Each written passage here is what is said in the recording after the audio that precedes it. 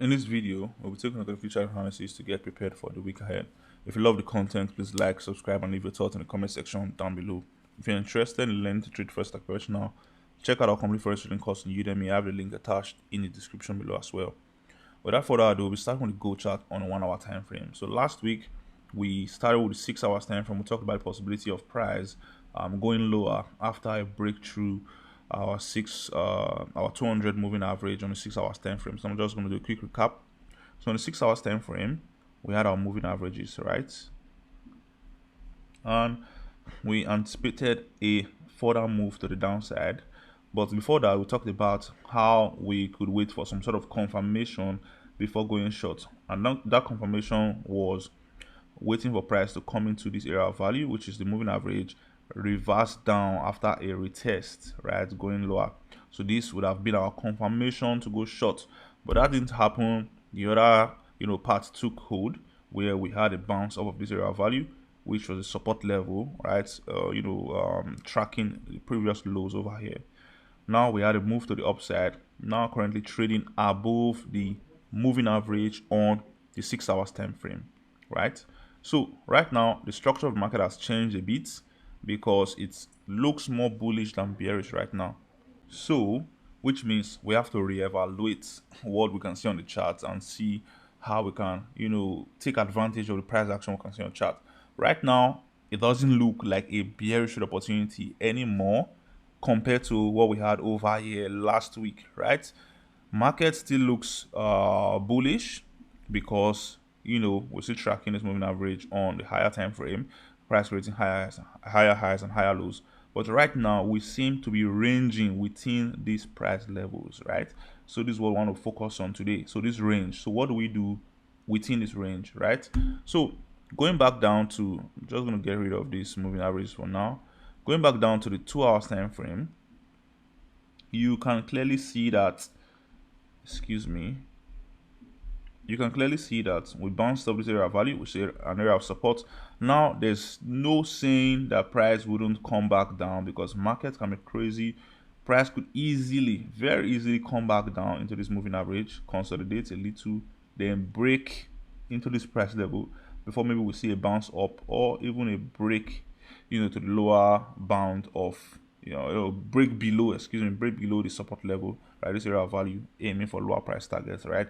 So this could eventually become the top for gold, following the current rally it made over the last 1.5 years or so, right? So now let's unpack what we can see on my chart.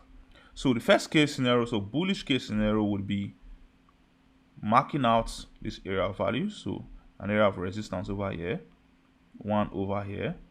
So these are potential price levels where we could see reversals from gold based on the current price movements, right? So we could see gold rally all the way up into this area of value before possibly reversing to the downside, retesting these lows or this one, right? Or we could see the price of gold rallying into this area of value, rally into this area of value, consolidate a little, then followed by a bullish breakout to the upside. No one can tell right now because we are still consolidating within this range, as I showed you earlier, right? So in order for us to pick our entry, right now we had a good bounce, right, which coincides with the oversold level on the RSI. We had a good breakout from this trend line, which signifies we're now focusing on price action above this trend line. Now a confirmation to go long would be coming down to the 1 hour time frame and watching out for a proper breakout, right now it seems bullish like this, based on this current candle, right? But what I want to see is more consolidation, right? A movement to the upside followed by a slight consolidation over here, followed by a breakout, right? This will be my confirmation to go long. The reason is we would eventually create a good area of resistance, so something like this, right, where we tend to expect price to break through for us to get our confirmation of a bullish continuation. If this happens, then you want to go long over here after price breakouts from this consolidation over here, or possibly being more conservative, waiting for a retest of this area of value before we go higher. This is how I am going to trade gold. right? So this is a bullish case scenario for gold right now for day traders, and this will give you a take profit target of approximately, a breakout here into this area of value will give you around 800 pips price movement take profit target. You could take half of your position around these highs if you so will, then trade the rest of your positions as you go higher, right? So this first case profit, this is the first take profit target, the major one, and your stop loss is going to be underneath the consolidation that leads to the breakout, which will be approximately, let's see, approximately 250 pips as the case may be. So that'll be a risk to reward ratio of 1 to 3 approximately. This is the approach I'm going to take to go long on gold, right? So for a bearish case scenario, if gold is going to fall lower or go lower, I don't think we're going to see an extended movement to the upside, then consolidation followed by a move to the upside, right? If gold is going to go lower, there's a good chance we come all the way up to these highs, right? Then drop like a rock like this, coming to this area value. Then I'm going to go short only if we get a good consolidation over here, followed by a bearish breakout to the downside. This would be my confirmation to go short on gold, right? Because this price level here is our current major area of support. So if we lose this area of support, then the price of gold will have to find support at this area of value, which is the reason why we are going to be waiting for a consolidation over here to give us some sort of confirmation before the breakout. So if this happens, my entry is going to be over here after the break of this area of value. Stop loss is going to be above the consolidation list of the breakout. Mind you, this is a 1 hour time frame, and take profit target is going to be around these price levels. So this will still give you a decent return of a risk to reward ratio of approximately, XL will be 300 pips as the case may be. Take profit target will be around 1000 pips. So that's a risk to reward ratio of 1 to 3 or 1 to 4, depending on how you adjust your stop loss settings, right? So that is briefly for gold setup. What I can see right now is an opportunity to day trade. We're currently trading within a range, and there's a good chance we go higher into this area of value or this one, or we go lower into this lower bounds, right? Because we are currently trading between, we're currently at the middle of the range, so it's called no man's land, right? No man's land. So you need proper confirmation before either going short or going long. To go short, like I said, I'm going to wait for a breakout from this area of value, area of support, aiming for this lower bounds. A bullish case scenario will be waiting for a breakout of these highs after a good consolidation for a price target of these highs or this one. So that's it briefly for gold. Moving on, we're talking about crude oil. So crude oil we discussed last week, still consolidating, hasn't made any significant move yet. So what I'm watching out for gold, for crude oil is simple. I wouldn't be watching out for a bullish trade opportunity, because I think this chart looks bearish, right? So especially after this rally cut short as a result of the Israel and Iranian war, right, or tension as the case may be. So right now that seems to have ended, and price seems to be consolidating, walking towards where we're going to head next. I do think we're going to go lower, which would be waiting for a good breakout from this trend line into this area of value, consolidating a little around these price levels, followed by a bearish breakout to the downside. This would be how I'm watching crude oil right now. So the moment we take out this trend line, I'm not just going to jump into a trade. I'm going to wait for more consolidation or price action around this area of value, which will give me a confirmation that the bears are actually in charge. Then I'm going to go short when that consolidation breaks around this price level, with my stop loss placed above that consolidation that's going to lead to the breakout. Take profit target, first one can be around these lows, second one can be around these lows, then you trade the rest of the positions as we go lower. So this will give you a good risk to reward ratio of stop loss of around 150 pips. First take profit target around 300 pips, which is 1 to 2. Second one around 800 pips, which would be approximately 1 to 4 or 1 to 5. This is my brief outlook on crude oil. I am not thinking about going long right now because the price action, the chart doesn't suggest an opportunity to go long, or a scenario where we see bullish price movements on crude oil right now. That may change within a week, of which by next week we'll reevaluate and reassess our position in the market and how to take advantage of the price action. For now, bearish on crude oil, and I think this is the most likely path to going short, and this is a conservative approach, right? Because if you're going to go aggressive, you could equally just go short the moment this trend line breaks. But that isn't the best approach in my opinion, because we have a solid area of value over here. You can see we had a good rejection over here followed by wicks. So you want to see a clear price, breakthrough, clear bearish price breakout from this area of value before you go short.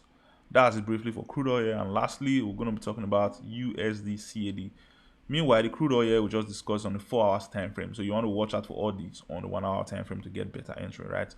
So moving on, we're talking about USD-CAD. So USD-CAD, I've talked about this over the last few weeks, and right now we seem to be within this massive range, right? Dating all the way back to 2015 or so. Yeah. So we had 1, 2, 3 good tops, 1, 2, 3 good bottom, right? So right now we see price currently trading below this trend line, followed by a good breakout and retest, and this is on the daily time frame. So there's a good chance we may see USD-CAD dumping or dropping all the way down as low as this area value, consolidating before we get another breakout to the downside, if that ever happens, or a bounce to the upside. But I do think this is going to go down long term to this area of value at least, or this one first. But how do we take advantage of what we can see on chart? So we're going to go down to the 1 hour time frame to see how we can spot out good trade opportunity for us day traders. Now to do this, you simply go to the 1 hour time frame, right? So because the 1 hour time frame, you can see slight variation on the retest, where we see a up thrust over here followed by a reversal to the downside. So it's extremely difficult to trade this kind of market situation because of the volatility, right, between Canadian dollars and the US dollars. But what I would do is pick out this area of value, because this is the current price action we can see on charts. Pick out this area of value, right? This may not be as accurate as we want it to be, but it's what we got, so you're going to work with that and watch out to see how price reacts with this value, or with this area of value. Now I'm going to be watching out for price to come here, right, consolidate, proper consolidation to give us a solid base of support, followed by a bearish breakout to the downside. This would be my confirmation to go short, right? This will be my command to go short, and stop loss is going to be above the consolidation leads to the breakout, or my take profit target is going to be all the way down to these lows. Now there's a good chance we see price just dump across, then pop back up into this area of value before we go back down, right? It could happen like this, but the point is getting the best possible entry, right, before you jump to the trade. So when you analyze the chart, get the best possible entry, then you figure out where to enter the trade. But right now, if this happens, you're likely going to fall into a fake out. That's the reason why I wait for consolidations, right? So consolidation, so a consolidation into this area of value, consolidation like this, followed by a bearish breakout, signifies that the market is trying to decide what happens, and the moment we break out, the market has decided and we're going lower, and you go in. But if price dumps immediately like this, then there's the indecision or indecision in the market. So two things could happen. It could turn into a fake out, send price higher before going lower, or it could dump and simply do something like this, then just keep falling.